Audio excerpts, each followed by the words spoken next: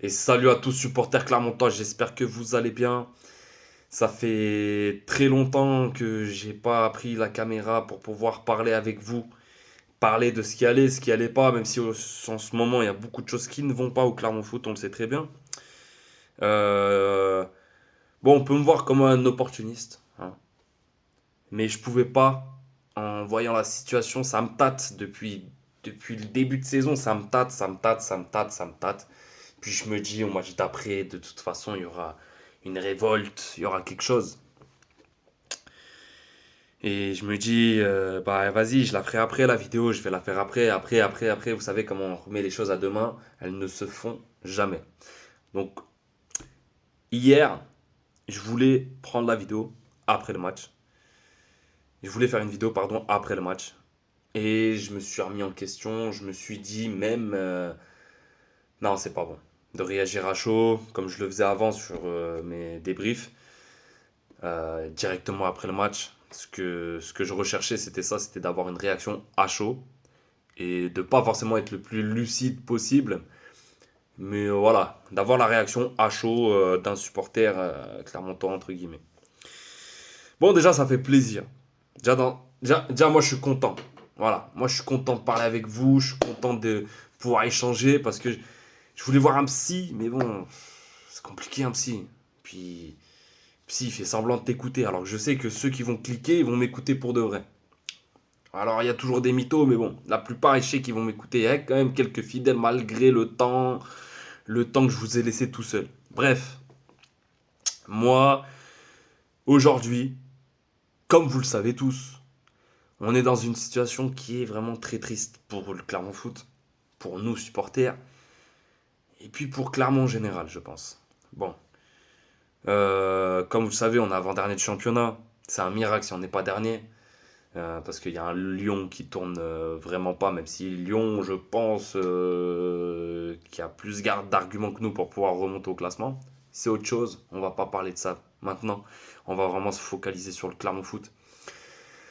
Bah voilà. Qu'est-ce que dire de plus que ben nous sommes un peu dans la mouise.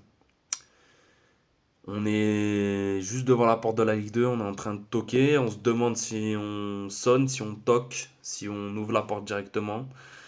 Euh, Voilà. Moi, aujourd'hui, le sentiment que j'ai, quand on regarde l'équipe, on va parler un peu terrain brièvement. Après, on va pas rentrer dans les chiffres et tout, vous le savez tous, hein. On va pas refaire un résumé de la saison. Elle est déjà assez dégueulasse comme ça sert à rien. Mais on va essayer de. Vous savez, hein, voilà, en impro, hein, de tout ce qui se passe un peu dans ma tête. Bon, on va reparler un petit peu, vite fait, du mercato. Du mercato de cet été. Bon, on a eu quelques renforts. Et au vu de la saison dernière, où bon, la saison dernière pour moi c'est une saison où on a surperformé. On avait des joueurs, voilà, on était la petite équipe de Ligue 1 qui avait réussi à se maintenir, tant bien que mal, avec un groupe qui se connaissait très très bien, qui se connaissait en Ligue 2. Voilà, que Pascal Gastien avait bien en main, qui connaissait tous les joueurs, pratiquement, comme il faut quoi. Et, euh, Et on a réussi à se maintenir avec ce groupe-là, ce qui était notre force aussi, ce collectif-là, parce que si on prend la valeur intrinsèque, enfin la qualité intrinsèque des joueurs sur le terrain sans le collectif, la première saison, je pense qu'on se maintient pas, parce que c'était très juste déjà. Heureusement qu'on avait un Mohamed Bayo qui en a planté 14, mais surtout une cohésion d'équipe. C'était ça le plus important et ça se ressentait dans l'engagement, dans la combativité, ça se voyait que les mecs se connaissaient. Bref, ça s'invente pas. Donc deuxième saison, on confirme notre, notre montée en Ligue 1 en faisant une excellente saison, en se hissant dans le top 10. On a fini huitième. C'était voilà on a battu Tegro, on a fait une très belle saison. Ce mercato-là a été vraiment important pour élever le niveau. De toute façon, il fallait pallier des départs. Euh, la plus grosse prise de risque sur le mercato de l'année dernière, c'était en attaque. C'était de, bah voilà, on perdait quand même Mohamed Bayo qui était notre meilleur buteur, donc on ne savait pas trop où on allait. On savait qu'on avait eu Kay qui était arrivé au mercato hivernal, donc on savait pas trop là où on mettait les pieds. Bref, on a réussi à faire une très bonne saison, très belle saison, avec des joueurs qui, pour la plupart, enfin pas la plupart, de tête, il y en a trois qui dans leur club respectif l'année d'avant descendaient avec leur club, donc qui avaient envie d'oxygène, de repartir sur quelque chose de nouveau. Donc de venir à Clermont, c'était tout bénef aussi pour eux. Et puis, ce qui était non négligeable, c'est que quand même, il y avait quelques joueurs, pour la plupart, qui quand même a ramené une certaine expérience et un meilleur niveau aussi. Donc, tous ces paramètres-là mis bout à bout a donné la saison de l'année dernière qui a été magique pour nous, supporters clermontois, et pour les Clermontois en général. Bref. Voilà, maintenant nous sommes dans la situation actuelle, après un mercato pour moi médiocre, où on a, je pense, on a surévalué et surestimé notre équipe. Donc c'est-à-dire la cellule de recrutement. On en reviendra, mais le départ de Jérôme Champagne, je pense, a impacté là-dessus. Mais je vais essayer de mener une enquête, entre guillemets, et d'avoir vraiment des éléments pour essayer de comprendre tout ça un peu mieux.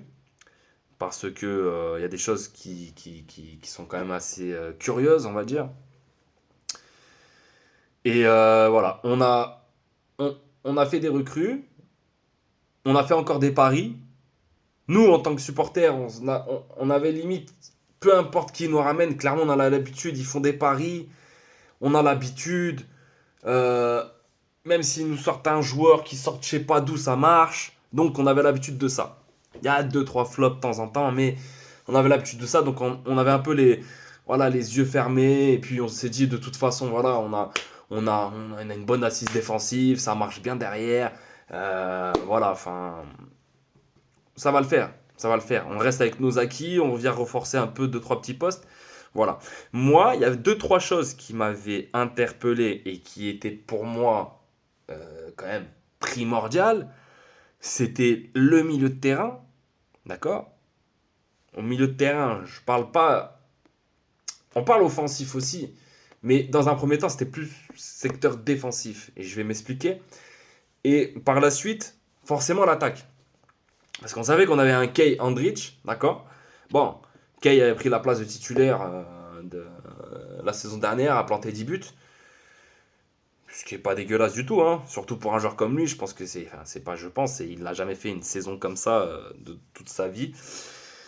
Bref, on pouvait se reposer sur Kay et Andrich, mais c'était quand même assez risqué.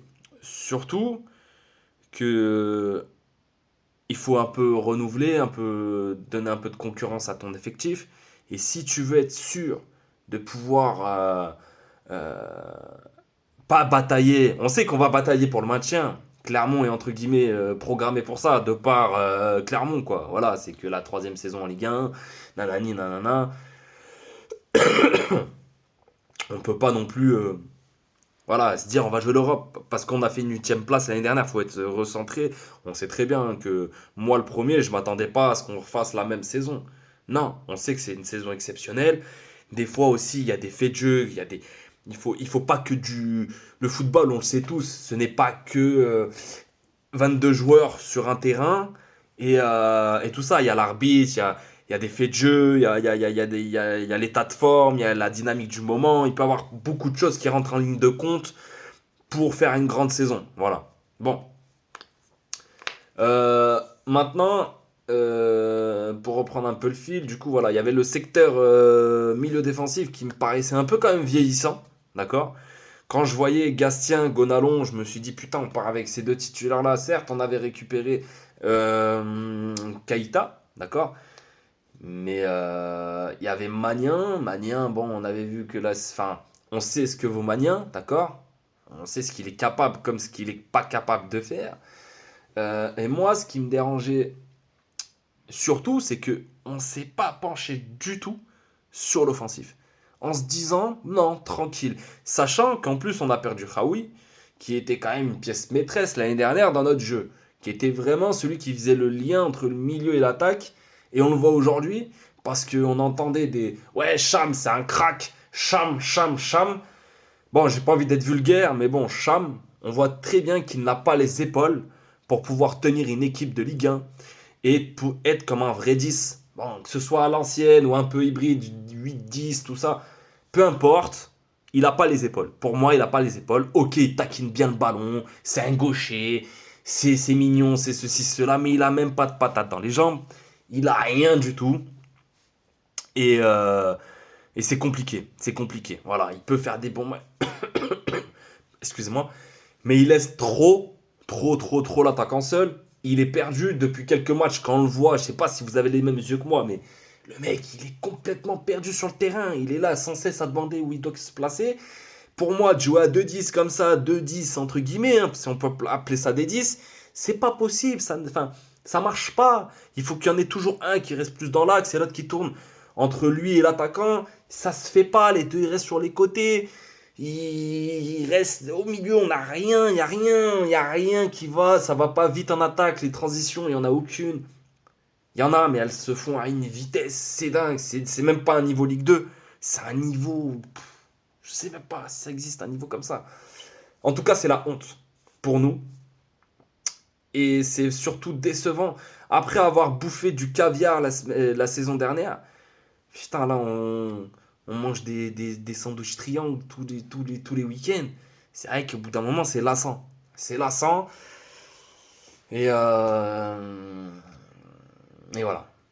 C'est fatigant. Donc déjà, ça fait déjà 12 minutes. On a rien parlé de concret. La vidéo pourrait faire 45 minutes même. Mais bon, je regarderai pas le chrono. Je m'en fous. Je vais parler, je vais déballer. Ceux qui ont envie d'écouter, ils écoutent. Ceux qui n'ont pas envie d'écouter, n'écoutent pas. Bref. Maintenant, avec tout ça, on voit bien que le mercato a été loupé. Voilà.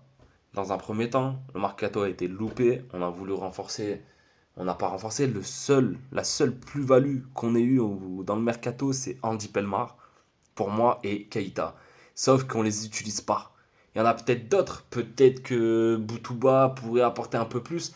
Mais moi, j'ai pas envie de crier sur le joueur. Enfin, en gros, j'ai pas envie de blâmer le joueur.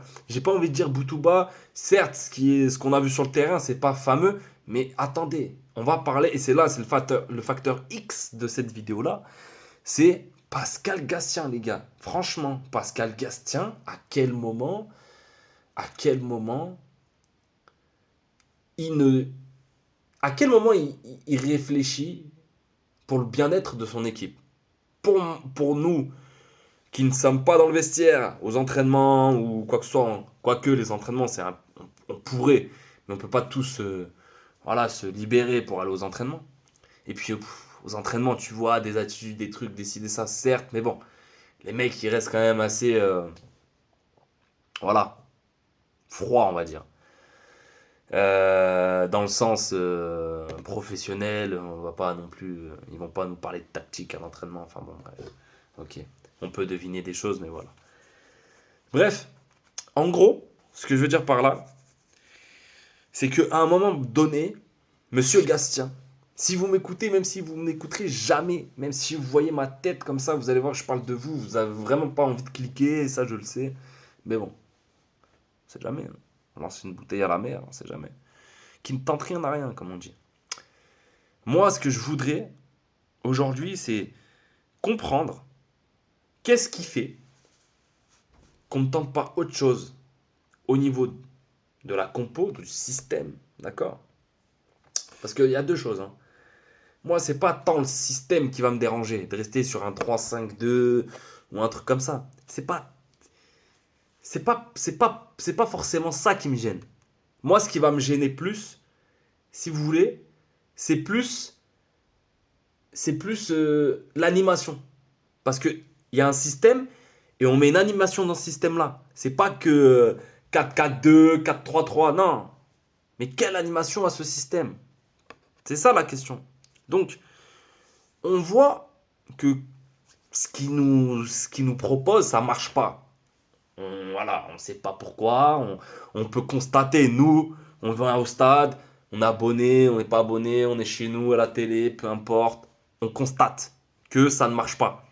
On voit que niveau offensif, c'est catastrophique. Il n'y a rien qui se passe.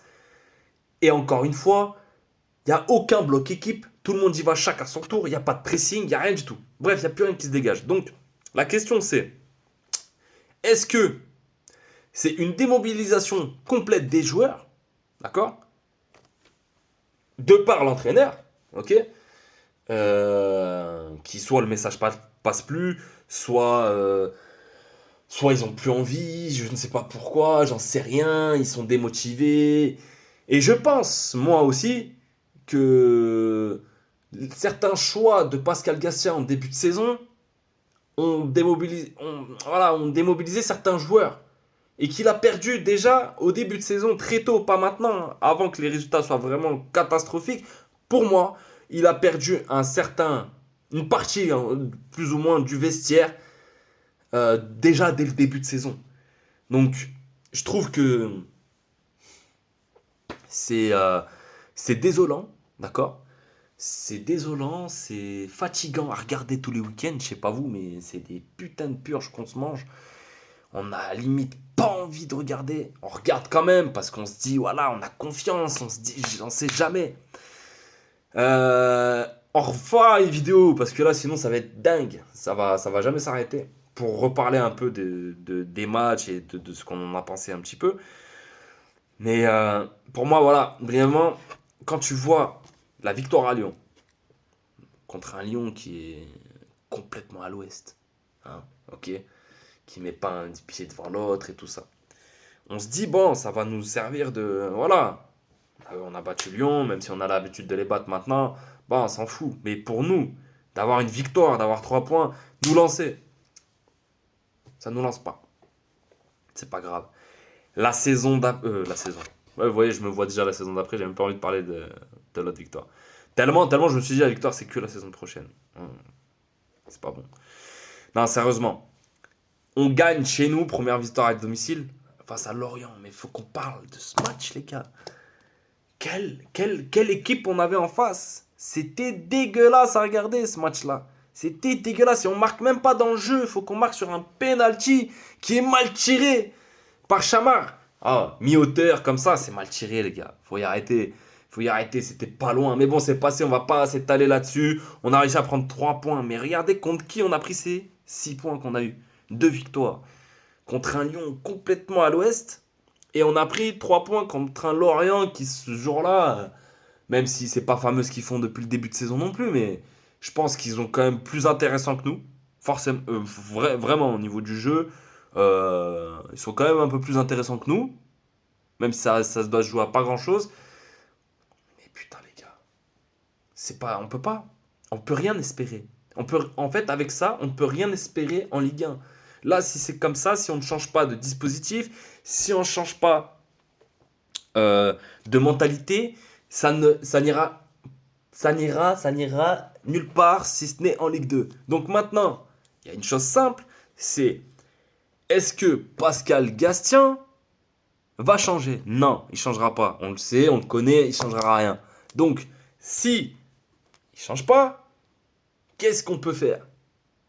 Et là, voilà l'autre question que je me pose, c'est que depuis le début de saison, moi, j'ai pas vu Ahmed Scheffer. Je sais pas vous, mais je n'ai pas vu Ahmed Scheffer. Je l'ai pas vu du tout.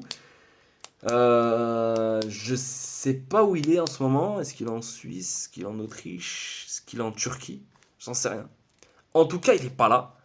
On le voit pas présent. Je crois que je l'ai vu une fois dans les tribunes. Enfin, clairement, moi, je l'ai pas vu. Après, je sais pas s'il est venu. C'est pas dire qu'il est pas venu, hein. Moi, je l'ai pas vu.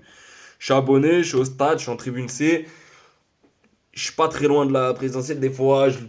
La saison dernière, je voyais. Et puis même à l'extérieur. Alors, à l'extérieur, je crois que je sais pas. Si, il était là, je crois, contre Lyon, je crois. Un truc comme ça. Je sais même pas, je suis même pas sûr de ce que je vous dis. Je sais même pas si c'est pas une image de l'année dernière. Mais j'en sais rien. Mais bon, bref, en tout cas, quoi qu'il en soit, où, où est Ahmed Scheffer et qu'est-ce que fait Ahmed Scheffer? Donc, est-ce que on va se laisser faire maintenant, c'est-à-dire en tant que nous, supporters, est-ce qu'on va continuer à aller comme des... hein? J'ai pas envie de... Voilà. Ok. Est-ce que nous allons aller continuer à aller au stade sans rien dire, c'est bien mignon, hein? On prend notre sandwich, on va dans notre place, on est content et puis on se barre chez nous, hein? Ou alors, est-ce qu'il va y avoir une révolte? C'est-à-dire que déjà, la révolte doit se passer. Si on ne voit pas qu'elle se passe sur le terrain par les joueurs, ben, il faut que ce soit le staff. Si le staff ne le fait pas, il faut que ce soit la direction. Si la direction ne le fait pas, à un moment donné, il faut que les supporters se lèvent. Donc, on attend une banderole, on attend un truc, on attend un vrai message pour leur faire comprendre. Certes, en début de saison, ils ont fait un message, ils ont pris le micro. Ouais, vous inquiétez pas, on est tous derrière vous. Mais on a été trop gentils. On a été trop gentils, même si c'est normal. Si j'étais le premier à dire c'est bien, c'est cool ce qu'ils ont fait. Parce que malgré tout, ce groupe-là nous a donné voilà, des émotions l'année dernière, tout ça et tout. On a confiance en eux, on avait confiance en eux, même si moi je n'ai plus confiance en eux. Alors est-ce que les mecs, maintenant, s'en tartinent le fion, ils en ont plus rien à cirer, ils se disent on laisse couler la saison prochaine, de toute façon, je me barre, hein, parce que de toute façon en Ligue 2, il n'y en a pas beaucoup, à mon avis, qui vont rester, hein, ça c'est clair et net et précis. Et je pense que ça va être catastrophique si ça se passe comme ça, mais pour tout.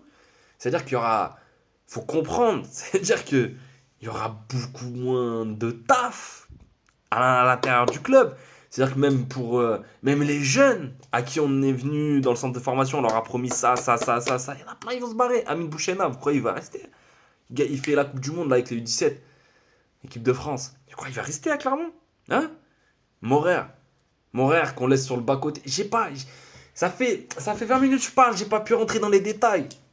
Il faut que je parle de Morer, il faut que je parle de tous ces mecs-là. Les choix. Gastien, son fils sur le terrain, qu'il a laissé, qu'il laissera toujours, là il est blessé. Mais c'est méchant, mais j'ai envie qu'il soit blessé toute la saison. Ma parole, j'ai pas envie de le revoir parce qu'il est.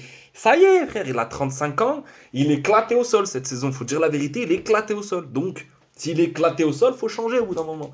Et tu peux pas avoir deux papis qui se ressemblent au milieu de terrain. Gonalon, avec l'expérience, son vice, son ci, son ça, ce qu'il amène. Ok, peut-être qu'il fera que 60, 50 minutes, 60. Mais il amène sur le terrain. Il amène. L'autre, à part gueuler et rien faire, il fait rien. Voilà. Ça veut rien dire ce que je viens de dire, mais bon. Vous m'avez compris. Donc moi, voilà. Plusieurs questions que je me pose. Je me pose la question de Cassien va-t-il changer? J'en sais rien. Je ne pense pas du tout. Ahmed Scheffer est où? On ne sait pas. Et est-ce que Pascal Gatien sera viré à la trêve? Alors, j'en doute. Vraiment, j'en doute. Largement, parce que déjà, je ne sais pas qui viendra faire le pompier de service à Clermont. D'autres clubs peut-être, parce qu'il y a la paye. Il y a une structure qui est quand même un peu plus grosse qu'à Clermont, mais il y a quand même des moyens de travail qui sont quand même un peu plus conséquents. Mais à Clermont, franchement, alors j'espère que si ça se passe, quelqu'un me fera mentir, mais je ne vois pas. À part prendre un adjoint, c'est-à-dire Manologas, je sais pas, je sais pas, je sais pas. Et ça se trouve, Manologas sera meilleur que Gatien, au moins il tentera des choses, hein, parce que c'est un adjoint, donc il n'est pas forcément 100% d'accord avec ce que fait Pascal Gatien sur le terrain. Et puis je pense qu'il y aura une autogestion un peu plus naturelle des joueurs à ce moment-là. Donc je ne sais pas, mais je ne vois pas du coup Pascal Gastien laisser son fils comme ça partir. Voilà. Après tout ce qu'il a fait, c'est quand même triste. Et comme j'ai dit, j'ai parlé sur un peu Twitter, j'ai parlé un peu sur partout, là où je parle de Clermont en ce moment. J'ai l'impression que c'est pas, j'ai l'impression, de toute façon, c'est la saison de trop. Je suis pas le seul à le dire. Mais ce que je veux dire, c'est qu'on a l'impression qu'il a été forcé de la faire cette saison. Voilà. C'est-à-dire que en gros, voilà, vas-y, tu fais la dernière, tu vois, à mettre en interne. Et il faut regarder la communication sur sa prolongation, elle a émis du temps. Je sais pas si vous vous rappelez. Il y avait un moment, si plus c'était en mars, un truc comme ça, on dit ouais, vous allez prolonger. Et on se posait réellement la question parce qu'il disait oui, ça va être officialisé dans quelques jours. Et on lui posait la question, on lui posait la question. Et lui, il disait ouais, ça doit se faire, ça doit se faire. Mais vous voyez qu'il était pas clair, le mec. Donc bon, qu'est-ce que vous voulez?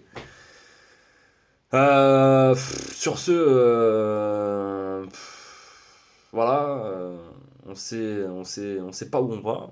Enfin, si, on sait où on va. Comme ça, on sait où on va.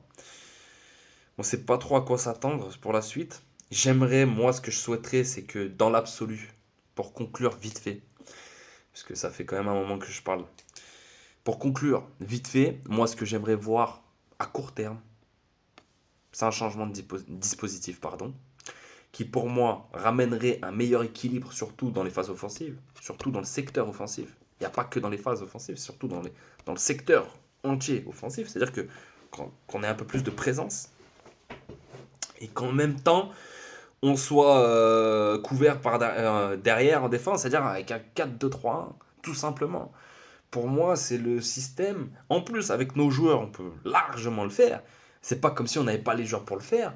On peut largement faire un 4-2-3-1. Et en plus, on pourrait faire tourner plus. Enfin, en gros, ce que je veux dire, c'est que on aurait plus de. On pourrait réintégrer.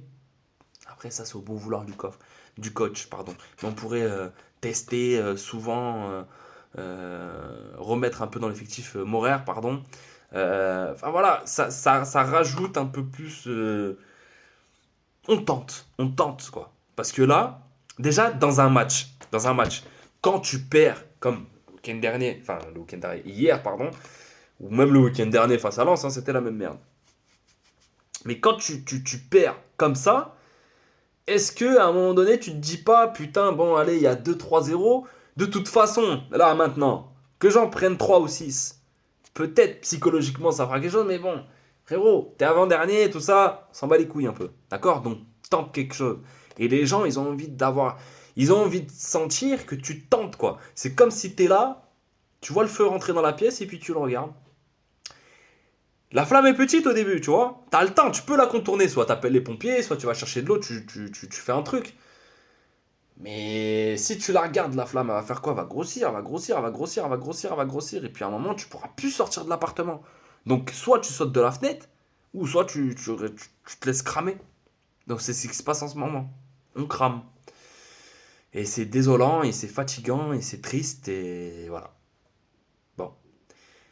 Je pense que j'ai parlé quand même beaucoup. Mais c'est pour relier un peu avec vous. Hein. Grosse vidéo. J'espère que ça vous aura plu. Pour ceux qui sont pas d'accord, pour ceux qui ont des choses à rajouter. Et on va faire des vidéos là, même avant les matchs, enfin, hors match. Des situations un peu, des vidéos pardon, un peu comme celle-ci. On va évoquer des sujets. Là, c'était un peu pour faire un petit bilan à la va-vite. Voilà. De, de la situation. J'espère que ce week-end, les Nemetum vont mettre une banderole et qu'on va s'organiser. Enfin, je ne fais pas partie des Nemetum, je ne suis pas dans les Nemetum, mais j'espère que supporters, on va s'unir pour notre club pour essayer de quand même rester en Ligue 1. L'année où on construit le stade, ceci, cela, on n'a quand même pas envie de la lâcher, cette place en Ligue 1. C'est quand même beau d'avoir Clermont en Ligue 1. Sachant que pour les fidèles du Clermont Foot, on revient de très très loin. Rappelez-vous en Ligue 2, le stade Gabriel Montpied avec 200-300 personnes. On va pas parler de 1000, hein. On parle de 200-300 personnes. Oui, oui, oui. Hein, la descente en nationale en 2007 ou 2008, là où je sais même plus quand. Hein, on en parle de tout ça. Non, c'était compliqué, c'était compliqué, les gars. Sur ce, ça m'a fait plaisir. On va revenir à fond. À fond, à fond, à fond. On va faire beaucoup de vidéos. Et puis voilà, hein. Quoi qu'il arrive, hein, qu'on descende en Ligue 2 ou quoi, les vidéos, ça y est, c'est acté, je les refais tout le temps. Tout le temps, tout le temps, tout le temps. Même en DH, si on va en DH, je serai là. Je peux pas.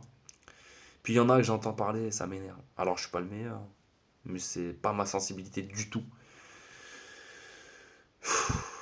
Et puis ça me fait du bien, c'est un peu une thérapie. Merci à vous en tout cas. On se revoit dans très peu de temps. Je pense que même dans la semaine, je vais rebalancer une vidéo un peu plus construite, évoquant des sujets clairs. Parce que là, ça part un peu dans tous les sens, mais bon, c'est un peu comme le Clermont Foot en ce moment. Bon, allez, sur ce, à bientôt, et puis ça m'a fait plaisir en tout cas de vous revoir et reparler avec vous. Allez, ciao.